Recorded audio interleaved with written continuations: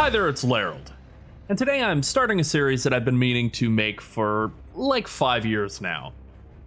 I've wanted to create a series of videos about how to improve at WoW that isn't tied to a specific patch, a specific class, or a specific spec. Something instructional, but general and kind of timeless. WoW is a game in which the challenge is more about decision making and overall game knowledge than lightning fast reactions. You know, it's not Counter-Strike or League of Legends.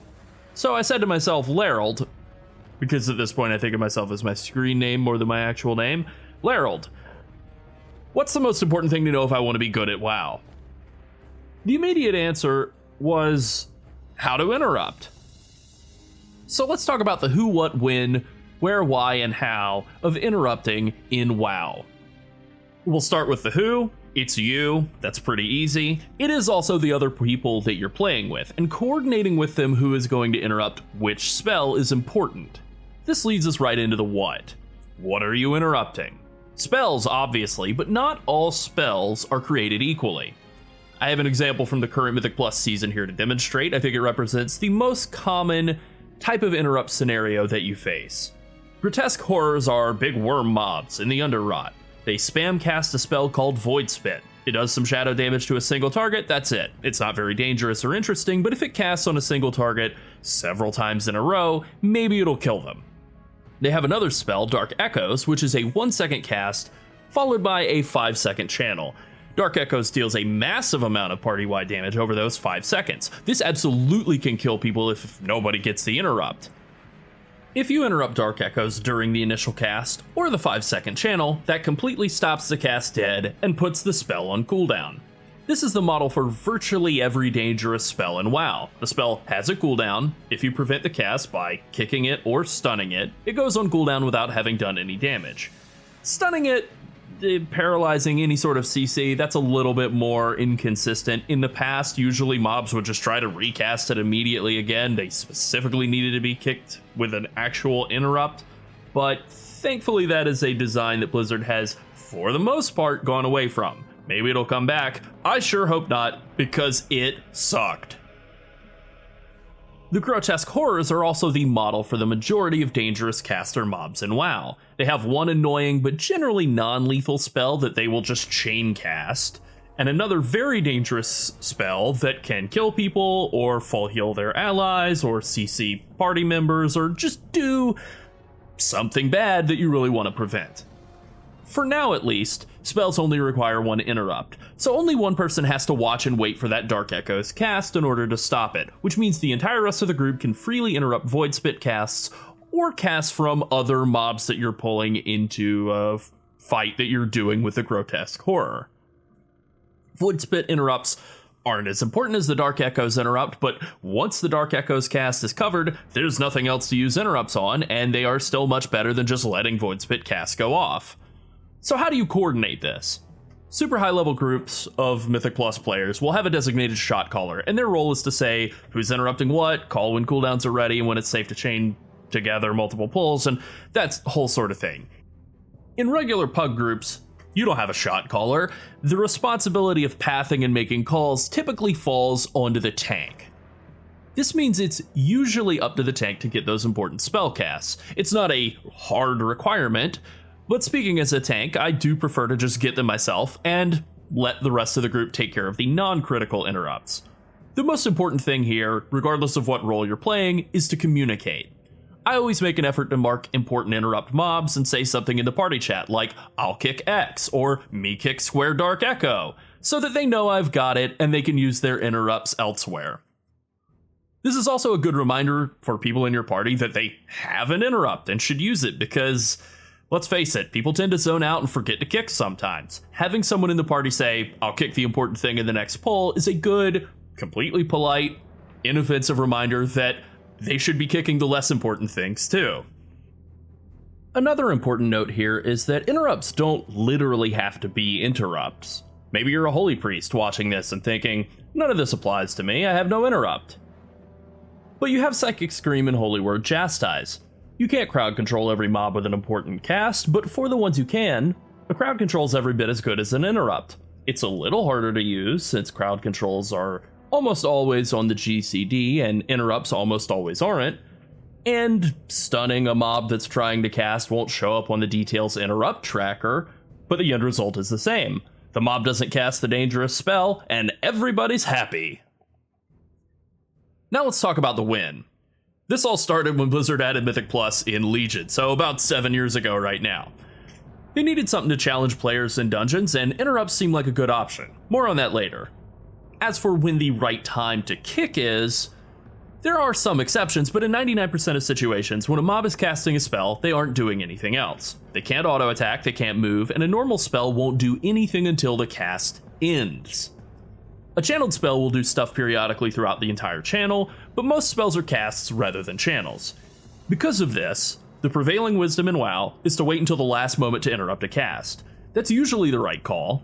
If a mob has like a 5-second cast and you interrupt in the first half of a second, they're going to start auto-attacking and doing stuff, when you could have waited an extra 4 seconds of letting them do nothing. It's kind of like they put a 4-second stun on themselves and you just canceled it for free. Again, that's not true with channels. Channels you want to hit as soon as you possibly can. But again, those are a lot less common. Super long cast times are a bit of an outdated design. They're generally not that common anymore. Most mobs have fairly quick cast times, around 1 to 2 seconds per cast. The idea of fitting your interrupt into the last possible half or 10th of a second isn't generally an idea that the gameplay is trying to reinforce as much as it had in previous expansions like Warlords of Draenor and Legion, but there is always a possibility that they bring that sort of mechanic back for a raid boss or a Mythic Plus dungeon. It's possible. It does sort of exist in the form of the Incorporeal Affix, who chain cast a 5-second spell that reduces the group's damage and healing by 50%, which stacks, and these mobs stay up for 20 seconds. Now generally you just want to hard CC these mobs with a polymorph or a paralysis, but if you're short on CC, some well-timed last-second interrupts can lock those mobs down pretty effectively. There are 3 major downsides to interrupting enemies at the last second. First is that mobs won't move during their cast, so this can be bad on Sanguine weeks if they're standing in a Sanguine pool healing themselves, or if they're just out at range. When you're gathering up a pack of enemies at the start of a pull or something like that, any situation in which you want a group of enemies to come together, that kingdom immediately gets spoiled by a stupid caster mob just standing out at range throwing fireballs. Interrupting them as quickly as you can to put an end to their distance burning program is a top priority. The second downside is lag. WoW is an online game. Sometimes the thing that you're sure you did before something else happened doesn't go off until after that other thing happened. That's just how the internet works sometimes. It's very annoying, but you can't really do much about it except interrupt a little sooner to compensate for lag. The final downside is much simpler. Interrupting spells at the last possible moment makes people anxious. People get scared when they see a dangerous spell's about to go off. Even if you've coordinated that you're going to kick the dangerous spell, even if you've already done it earlier in the run, the possibility of a cast going off can make people panic. Most people lose their composure when they panic. That's sort of what panicking is. They might pop cooldowns for no reason, they might waste their healing pots or their interrupt trying to cover for you, or they might just do something stupid and run into fire and die, or pull a bunch of extra mobs on accident. For me, there's a sweet spot with interrupts. Less than a full second remaining, but more than half a second remaining. It's a nice window that milks most of the value out of the enemy cast bar, gives you plenty of time to compensate for normal moment-to-moment WoW server latency, but it won't give any of your party members a heart attack. There's another aspect of timing to interrupts as well, and that's cooldowns. NPC spell cooldowns vary, but generally they're around 15 to 20 seconds. Most melee and tank interrupts are 15 seconds. Ranged interrupts vary pretty heavily, anywhere from 20 seconds up to a full minute. This means a single melee DPS or a tank can lock down most important spells by themselves, but ranged classes usually can't. Shaman are particularly good at this, since Wind Shear has a 12-second cooldown and a 30-yard range. Some of the older dungeons will have important spells with 13-second cooldowns to force cooperation between players, but Shaman usually get to just override this. This is one reason why Shaman has always been a nice class to have around, even at points in the game when it isn't great from a DPS or healing perspective. A good Shaman can hard counter caster mobs. Protection Paladins are in a similar boat because of Avenger's Shield, which is both an interrupt and a blanket silence with a 30-yard range and a base 15-second cooldown that resets very often. You might run a dungeon as a Bear Druid, play really well and have like 25 interrupts, then run the same dungeon back on a prop pally and have 60, because Avenger's Shield was covering up so many more of the less important filler spell casts.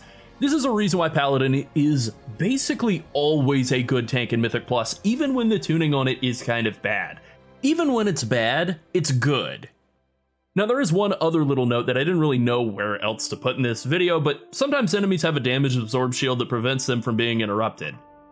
Usually this is a boss ability. The boss will shield themselves and start a big lethal cast. You have to do enough damage to break the shield, then you can interrupt it and nobody dies.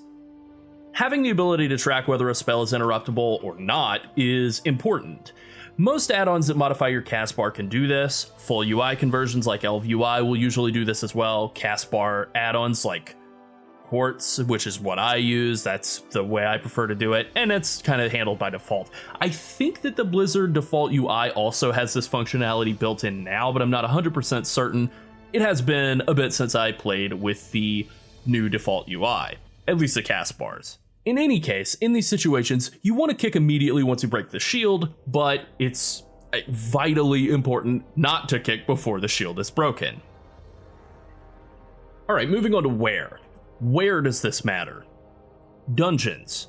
There are occasional raid encounters with important interrupts, but they are shockingly few and far between compared to the amount of crucial interrupts found within Mythic Plus dungeons, and frankly even non-Mythic Plus dungeons. Even non-dungeon content. This is one of the strangest aspects of WoW's design to me. Probably the single strangest one now that I've really spent a lot of time thinking about it.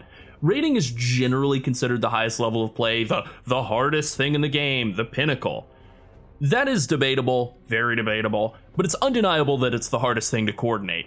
I mean, this just makes perfect sense, right? Getting 5 players together to do a dungeon is easier than getting 20 or 30 players together to do a raid. It's like orders of magnitude easier. This seems obvious. What's so strange to me is that every level of play below raiding, we're talking all the way from solo questing while leveling to like normal dungeons to mid-level Mythic Plus to high-level Mythic Plus to PvP, interrupts are a crucial part of the game. How players handle them is one of the single most effective expressions of the difference in skill level between someone who is a very experienced high skill level player and someone who is inexperienced, still learning the game, still getting the fundamentals down. Then you get to Mythic Raiding, the allegedly hardest thing in the game, and interrupts are just gone. In Aberrus, the only bosses with interrupts at all are Skarn and Sarkareth, and in both cases the extent of the interrupts are like some ads that you have one binary pass-fail interrupt check on, and that's it. If you interrupt them, nothing bad happens. If you fail to interrupt them, they set the floor on fire, or they blast the raid with a huge amount of spell damage, and you probably wipe. In Vault of the Incarnates, Mythic Raszageth had that break the shield before you can interrupt the mob mechanic that I mentioned earlier. It was a pretty tight, challenging mechanic, but it was weird that it only existed on a mythic-only mob on one half of the raid during the first intermission of the fight, and that was it. There were a couple of ads to interrupt in a different fight that I've forgotten the name of, Wind Boss, who cares? There was almost nothing to interrupt there either. It's so strange that WoW reinforces the idea that interrupts are vitally important at every level of play, from the very beginning all the way up to the highest levels of everything except for raiding. Then you get to raiding and interrupts are just non-existent for 80 to 90% of fights. They're really just different gameplay modes, I guess, but I don't know what else to say. It is what it is. It is what it is. So why are interrupts important? From a player perspective, it's easy. If you don't kick the mobs, you die. The whole group will fail. It'll be your fault for not doing your job. This is the unspoken social bargain we make in playing WoW. We're all reliant on each other in order to achieve success. Success in a group setting can be both individual and shared, but it is reliant on individuals managing personal responsibility. One of those responsibilities is kicking casts. Basically, we're all working together for a common goal. I'm doing my part. There are classes that have the ability to take on significantly more than their share of responsibility, and most notably that would be Shaman and Prot Paladin. They're doing their part and a lot more. But in general, the importance of interrupts reinforces the idea that we're all in this together. From a design perspective, interrupts are vitally important. Imagine a world of Mythic Plus dungeons that didn't have interrupts. It's pretty terrifying. Dungeon mobs would either just all be training dummies that you pull together and AoE down as fast as you can, and the best classes and the best players would just be who can hit their damage buttons the fastest, and that's all that there is to it. Or they'd be a bunch of miniature raid bosses with mechanics that force you to spread out and stack up and move away and move close and run around and stand still, and that sounds like a nightmare. It becomes a lot more complex, and I don't think it's better in any way. It's weird and it kind of sucks. Maybe the single most important aspect of interrupts from a design standpoint is that they're binary. Either you kick them or you don't. No amount of gear makes a difference on that front. This is great because it allows the designers to create a mechanic that reinforces the same gameplay concepts for players at all levels, whether you're doing a plus 28, a plus 2, or a normal leveling dungeon. The punishment for failing the mechanic is obviously tuned differently for different levels of content, but the core concept and the core gameplay loop is the same. Leveling quests and leveling dungeons teach you to interrupt, and that becomes a skill you can hone throughout the rest of your Warcraft career until you get into a raid. Now let's finish up with the how. There are add-ons that can help immensely with timing interrupts. Boss add-ons like DBM and Bigwigs are very helpful with identifying important spells. Castbar add-ons like Quartz can make the UI easier to read. Nameplate add-ons like Plater or Tidy Plates can do the same thing, displaying casts alongside the enemy's health bar, so that you're not having to scan all around the screen to find the cast name and timer. And Weak Auras can do everything that every other add-on can do, and more. But at the end of the day, you target the enemy you want to interrupt, you press the interrupt button, and now it's interrupted. Easy peasy. This is usually all you have to do. But there are situations where a priority interrupt target is not the priority DPS target. There are situations as a tank where you need to interrupt an important cast, but you need to be hitting a different enemy to hold threat. Now you could just swap targets, but that's not always a reliable or effective solution. For this, Blizzard has a great tool that's criminally under-tutorialized in the game and definitely worth a video of its own, but I'll go over it in enough detail here that you can use it for the purposes of interrupting. I'm talking about focus. Okay, right now I'm going to show you how to set up the ability to focus and how to make your interrupts target your focus by using a modifier like Alt, Shift, or Control. First, you go into the options menu, you want to come right to the gameplay section, keybinds, and then you'll come into the targeting area. There's a lot of keybinds for targeting, target nearest enemy, target previous enemy, blah, blah, blah. You want to skip down past all of that to focus target. That makes it so that when you press this keybind, you can bind it to whatever, T. I don't recommend that, but you could. It will make that person be, or that target be your focus. So I have my focus frame over here, and this is my focus target. So I'm targeting myself. So my target of target is me. This is my focus, also me, and my focus target, also me. You can see my focus target disappeared. Now you can use macros to target your focus. That's the way I do it. That's the old school way that I've just chosen to stick with. But there is a much better, there's got to be a better way. In the combat tab, again, in the options menu, in the gameplay section, under combat, there is right here, focus cast key. You can set it to Alt, you can set it to Control, or you can set it to Shift. So if you set this to Alt, then that would make it so that when you hold Alt, all of your skills would focus or target your focus while you're holding Alt. So if you have your interrupt as 1, you put your interrupt on 1, you press 1, it'll interrupt your target. If you hold Alt and press 1, it will interrupt your focus. The way to do this with macros is a little bit more complicated, but basically it's just like this. Cast / mod Alt, add focus, and then the same way. You know, I have this, you have to have also a separate non-conditional section there that just says the name of the interrupt. So if I'm not holding Alt, it'll cast on my target. If I am holding Alt, it will cast on my focus.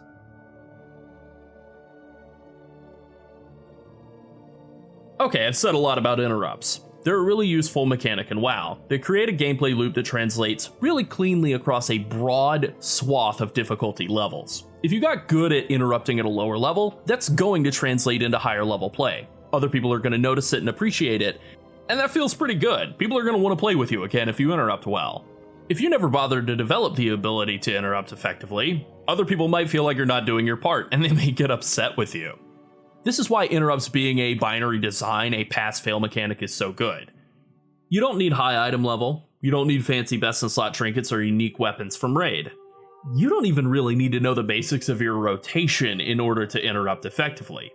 And this is a skill that once you master it, you can pretty much transfer that across all characters and roles. If you can interrupt as a bear druid, you can interrupt as a ret pally, or a sub-rogue, or a resto shaman, or a mage. And finally, before someone leaves a comment like, "This man got so mad about people in his keys not interrupting that he made a 20-minute instructional video on how to interrupt." Is that really what happened? Yeah, kinda.